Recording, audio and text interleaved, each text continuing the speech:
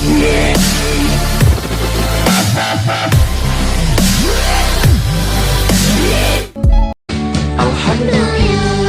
kita jadi pandai. Alhamdulillah kita jadi bisa. Assalamualaikum warahmatullahi wabarakatuh. Kami dari kelompok 1 yang akan membawakan materi tentang konsep dasar kelompok dan dinamika kelompok.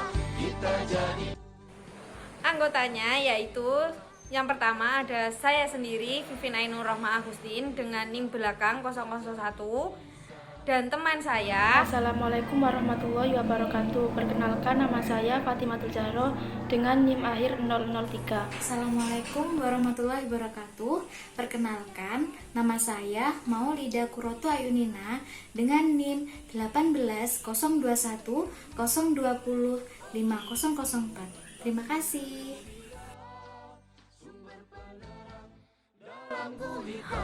Untuk materi yang pertama yaitu pengertian dinamika kelompok yang akan dijelaskan oleh saya sendiri, yaitu dinamika kelompok memiliki arti dari bahasa Yunani yaitu dinamik, yang artinya yaitu kekuatan atau force.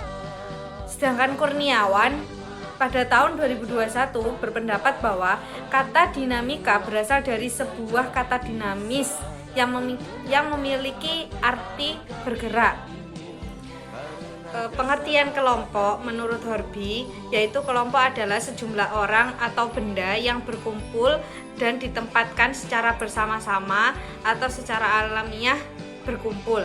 Untuk pengertian dinamika kelompok merupakan suatu kelompok yang terdiri dari 2 orang atau lebih yang memiliki hubungan psikologis secara jelas antara anggota satu dengan yang lain, yang dapat berlangsung dalam situasi yang alamiah secara bersama.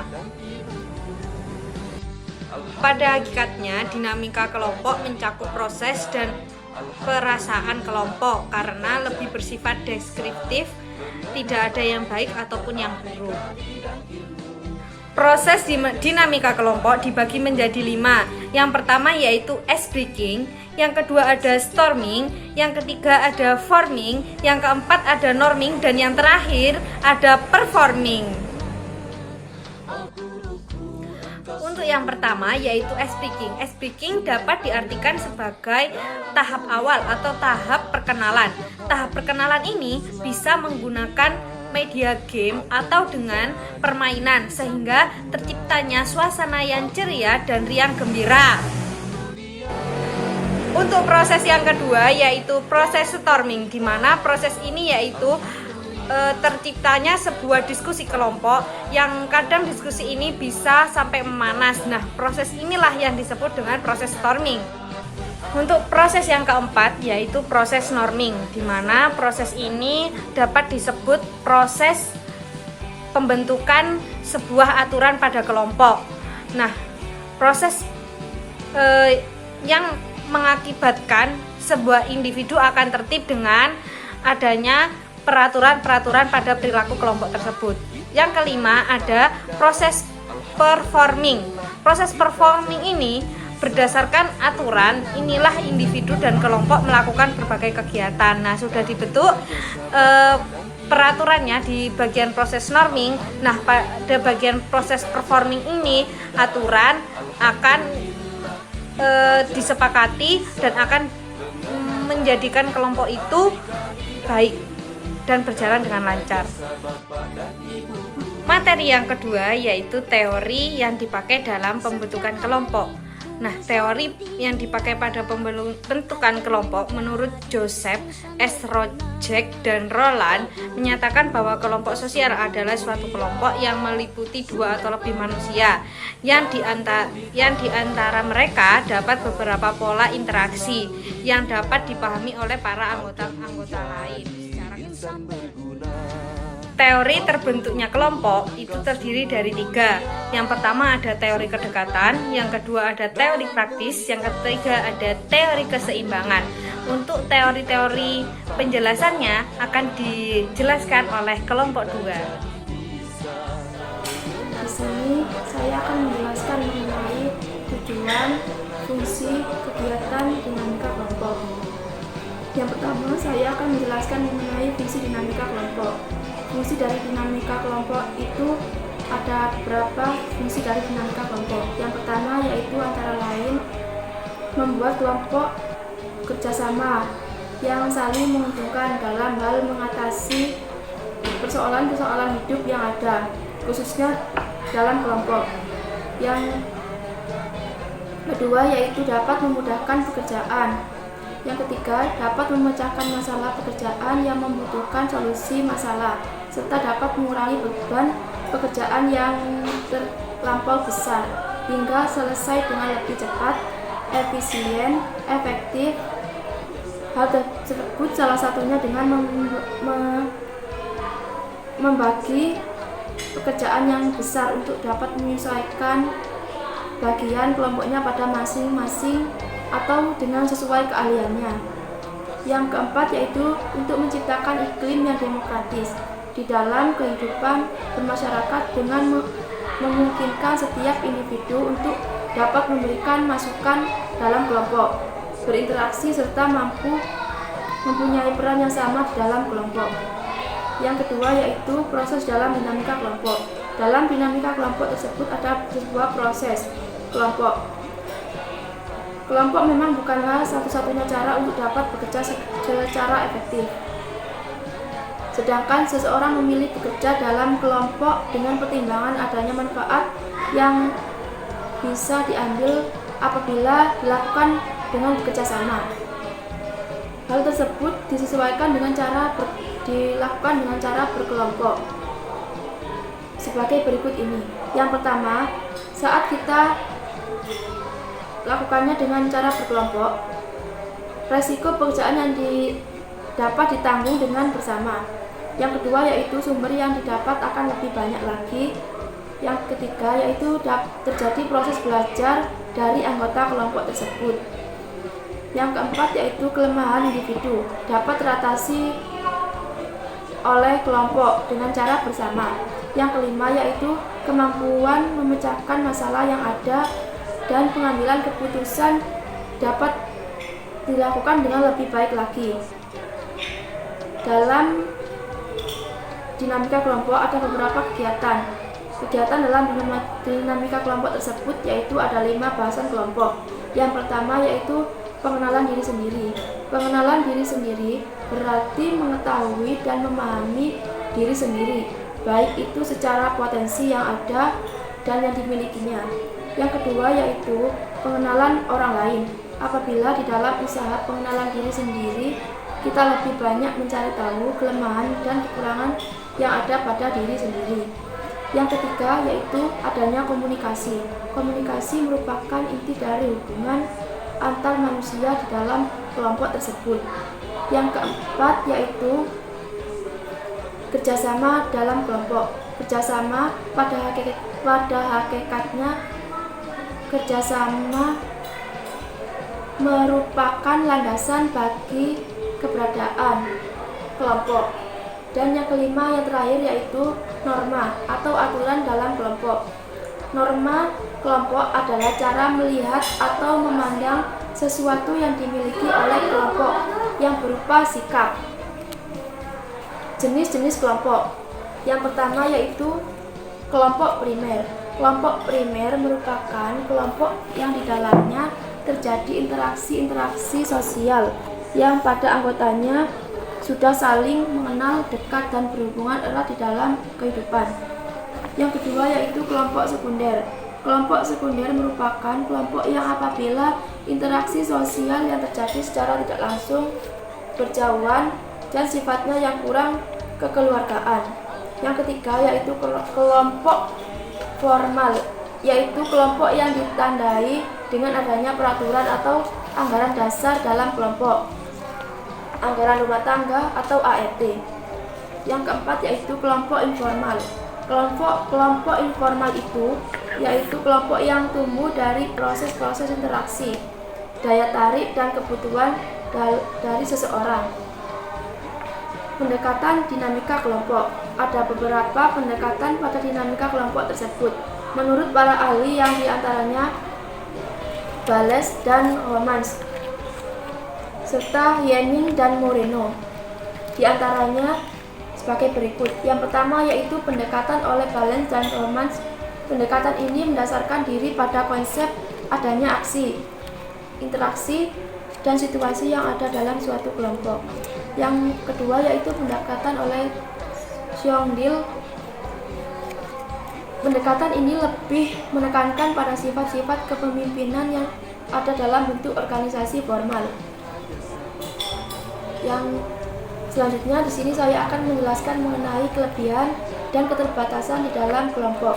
Kelebihan kelompok diantaranya yaitu sebagai berikut. Yang pertama yaitu keterbukaan antara anggota kelompok untuk dapat memberi dan menerima informasi dan pendapat anggota yang lain. Yang kedua yaitu kemauan anggota kelompok untuk mendahulukan kepentingan kelompoknya dengan menekankan kepentingan pribadi yang ada demi kepentingan. Yang ketiga yaitu kemampuan secara emosional di dalam mengungkapkan kaidah dan yang telah disepakati oleh kelompok tersebut. Sedangkan dalam kekurangan pada dinamika kelompok ini bisa disebabkan oleh karena pada waktu penugasan, tempat atau jarak anggota kelompok yang berjauhan dapat memengaruhi kualitas dan kuantitas pada pertemuan.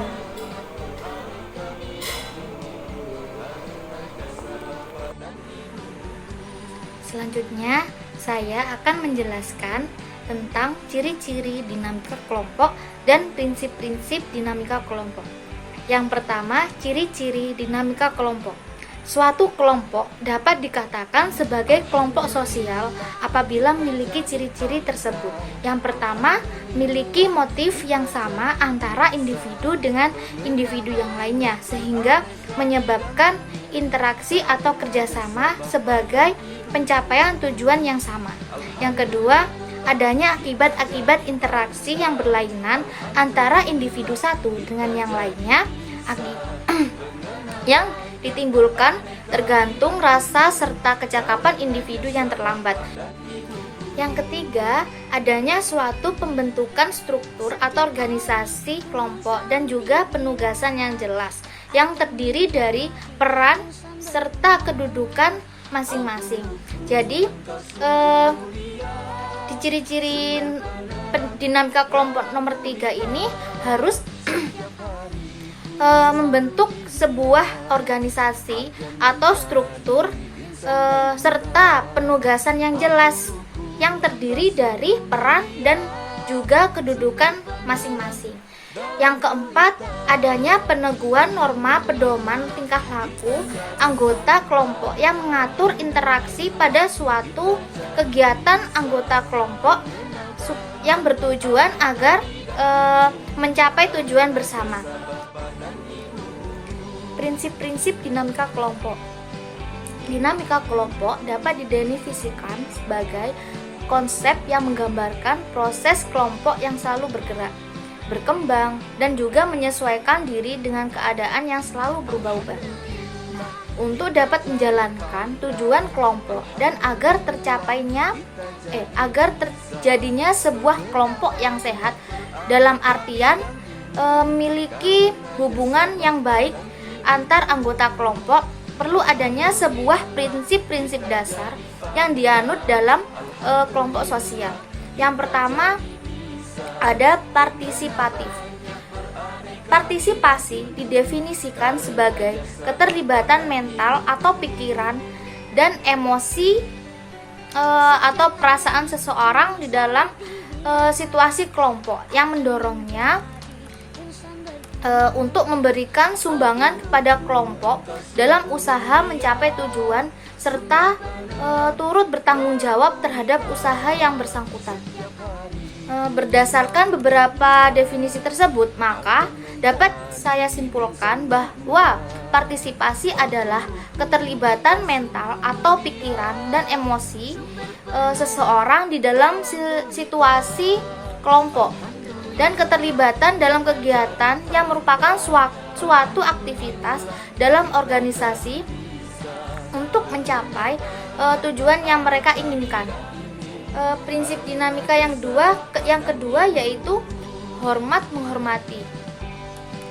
Hormat menghormati yaitu adanya rasa saling menghargai atas pendapat, masukan, dan saran dari anggota kelompok yang lain, sehingga adanya perasaan yang diterima dalam kelompok. Di dalam sebuah organisasi, tidak sedikit pemimpin yang merasa sangat berkuasa di dalam organisasi tersebut, sehingga terkadang kurangnya saling menghormati di dalam suatu organisasi. Biasanya terjadi perlakuan terhadap bawahan menjadi semena-mena dan tidak terkontrol. Bawahan atau pengikut pun merasa kurang dihargai atau diperhatikan. Hal tersebut dapat menyebabkan timbulnya masalah antara atasan dengan bawahan yang di sebuah organisasi. Yang ketiga, percaya dan mempercayai. Percaya ini sangat penting di dalam sebuah organisasi. Kepercayaan diri merupakan suatu sikap atau yakin atas kemampuan diri sendiri, sehingga dalam tindakan-tindakannya tidak terlalu cemas, merasa bebas untuk melakukan hal-hal yang sesuai dengan keinginan atau tanggung jawab atas perbuatannya. Prinsip-prinsip yang keempat yaitu keterbukaan. Nah, menurut Altman dan Taylor tahun 1973 menyatakan bahwa self-disclosure merupakan kemampuan seseorang untuk mengungkapkan informasi diri kepada orang lain yang bertujuan untuk mencapai hubungan yang akrab. Selain itu, Jaurat tahun 1973 menyatakan self-disclosure merupakan juga diartikan sebagai tindakan seseorang dalam memberikan informasi yang bersifat pribadi kepada orang lain. Nah, informasi yang bersifat pribadi ini mencakup aspek yang pertama, sikap atau opini, yang kedua, selera dan minat, yang ketiga, pekerjaan dan pendidikan, yang keempat, fisik, yang kelima, keuangan, dan yang keenam, kepribadian. Prinsip-prinsip dinamika kelompok yang kelima yaitu tidak mengancam. Arti dari tidak mengancam yaitu seluruh anggota kelompok diberi kesempatan untuk mengemukakan isi hati atau buah pikirannya tanpa rasa takut dan terancam, baik oleh anggota kelompok sendiri maupun oleh pemimpin kelompok tersebut. Selain itu, ada juga beberapa prinsip-prinsip dinamika kelompok dari artikel seputar informasi pendidikan mengenai pendidikan baik secara formal, informal, dan non-formal. Antara lain yaitu yang pertama, suasana. Suasana adalah suasana kerja di tempat kelompok itu berada, sebaiknya memberikan kesan kepada semua anggota bahwa mereka dianggap setara. Tidak ada seorang anggota yang diperlukan berbeda atau kurang baik dari anggota lainnya. Termasuk dalam prinsip suasana ini adalah tempat duduk semua anggota sebaiknya sama, tidak ada kursi istimewa, dan tempat duduk sebaiknya saling berhadapan. Jadi bukan seperti ruang kelas semua duduk membelakangi orang lain. Jumlah anggota kelompok sebaiknya antara 10-15 orang karena untuk mengetahui keikutsertaan dalam kegiatan. Yang kedua, rasa aman. Antar anggota kelompok sebaiknya bekerja sama dengan rasa aman. Tidak terdapat ancaman dari salah seorang anggota terhadap anggota yang lain. Nah, kecurigaan antara yang satu dengan yang lain akan menghambat produktivitas kelompok karena kecurigaan dan ketakutan menyebabkan seorang tidak lagi ikut serta dengan seluruh kemampuannya. Yang ketiga, kepemimpinan bergilir atau distributive leadership. Kelompok-kelompok sebenarnya dapat bekerja tanpa adanya pemimpin yang resmi, dan tugas-tugas kepemimpinannya itu dapat dilakukan juga oleh anggota-anggota lainnya. Dalam kepemimpinan yang bergilir itu, kepercayaan akan kemampuannya diri sendiri dan kepada kemampuan anggota lain makin bertambah karena masing-masing sudah mengenal dalam tugas kewajibannya yang serupa, yaitu dalam memimpin. Yang keempat yaitu perumusan tujuan atau goal formulation. Banyak organisasi yang berjalan atas dasar kebiasaan dan rutinitas tanpa ada kesadaran jelas mengapa dan untuk apa sebenarnya organisasi itu berdiri. Organisasi yang ingin bekerja dengan produktif senantiasa sadar akan tujuannya, dan setiap anggota organisasi itu sebaiknya menanyakan kepada dirinya untuk apa dia bergabung dalam organisasi tersebut dan apakah kegiatannya di sana yang sebaiknya dilakukannya. Perumusan tujuan dalam suatu kelompok biasanya tertuang dalam visi dan misi kelompok. Jadi, dalam suatu kegiatan kelompok tidak ada kegiatan yang berjalan tanpa adanya tujuan yang jelas. Namun, di sini memiliki tujuan yang jelas dan sesuai dengan aturan. Yang kelima yaitu fleksibilitas atau flexibility.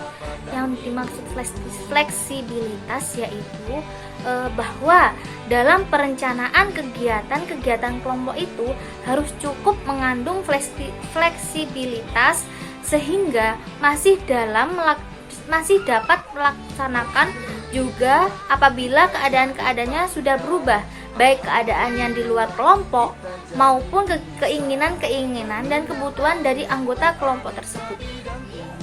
Apabila ada suatu hambatan atau apapun, kegiatan bisa berjalan dan mengikuti situasi atau kondisi.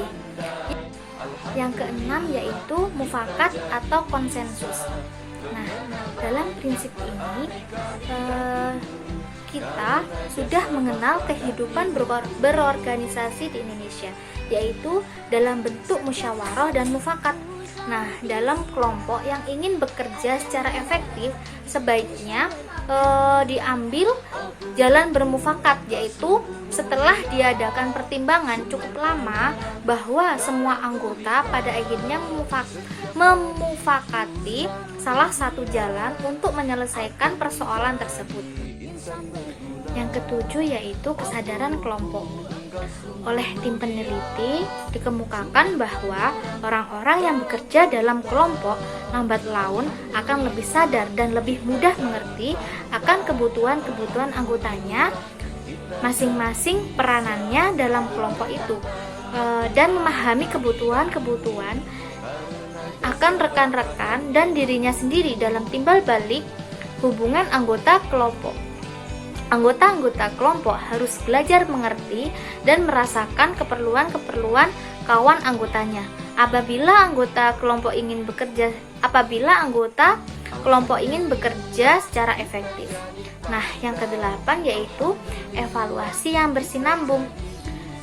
Sebagai prinsip terakhir, dianggap perlu bahwa setiap kelompok yang sehat mengadakan penilaian terhadap kegiatan-kegiatan kelompok, yaitu apakah kegiatan-kegiatan tersebut sesuai dengan keinginan-keinginan anggota kelompok. Evaluasi kegiatan kelompok sebaiknya diadakan terus-menerus secara kritis. Evaluasi juga harus berkesinambungan sehingga anggota kelompok berminat dan mendukung kegiatan kelompok tersebut. Sekian presentasi dari kelompok kami, kurang lebihnya mohon maaf. Assalamualaikum warahmatullahi wabarakatuh.